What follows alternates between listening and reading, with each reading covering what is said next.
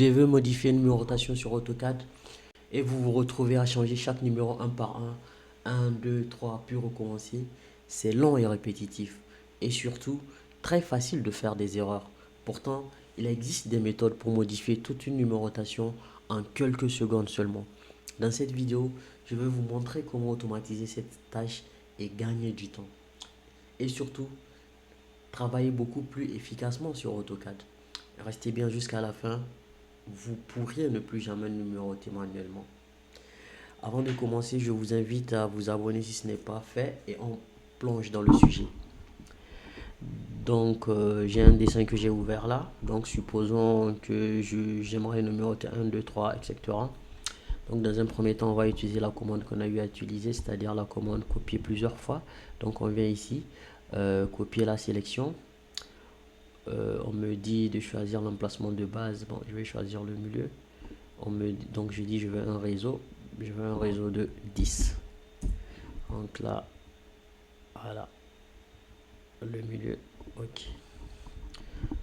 Donc, voilà, j'ai mes numérotations 1, 2. Auparavant, qu'est-ce qu'on faisait? On plaçait les numéros et par la suite, on venait ici, on faisait 2,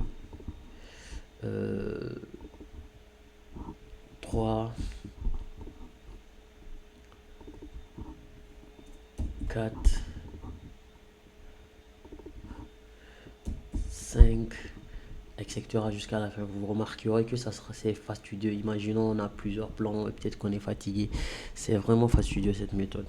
Donc la commande qu'on va voir aujourd'hui, elle nous permettra d'aller plus rapidement. Donc qu'est-ce que je fais? Je viens ici, mais il faut d'abord s'assurer que tous les textes sont dans le même calque. Moi, dans le cas de ce projet, on est dans le texte implantation, donc pas de souci.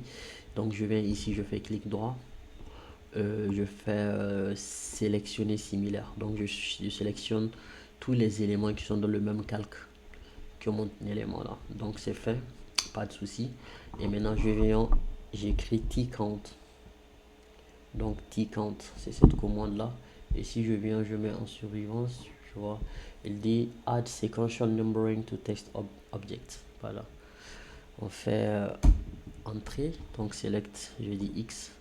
Et maintenant là, il me demande de spécifier le numéro de début et l'incrément. Donc supposons que par exemple le numéro de début c'est 1, 1. Donc ça veut dire que ça va compter 1, 2, 3 jusqu'à la fin. Si je dis par exemple le numéro de début c'est 0 et que l'incrément c'est 2, donc ça va faire 0, 2, 4, 6, 8, 10, etc., etc. On va faire un exemple. Supposons que moi je veux que le numéro de début ça sera 0 et l'incrément 1. Donc ça va me compter 0, 1, 2, 3, etc. Et je fais overwrite. Overwrite ça veut dire remplacer. Donc je vais remplacer les textes existants par ma nouvelle modification. Donc je fais entrer. Donc voilà, on a 0, 1, 2, 3, 4, 5, 6, 7, 8, 9. Voilà, pas de souci. Donc si je venais ici, je fais sélectionner similaire toujours. Tcount.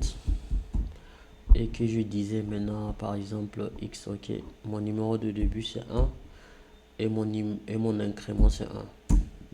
Donc je fais overwrite. Donc voilà, ça va me faire 1, 2, 3, 4, 5, 6, 7, 8, 9, 10. Et que si je venais ici, je fais sélectionner similaire. Je fais tcount. Et select. Ok. Select order. Et que je fais.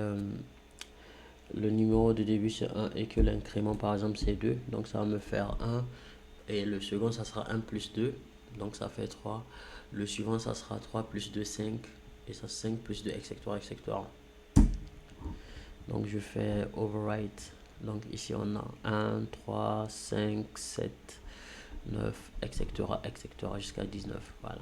Et la différence c'est que chaque numéro ici, vu que l'incrément est 2, par exemple 7 c'est 9 moins 2. Et 9 c'est 7 plus 2, etc., etc.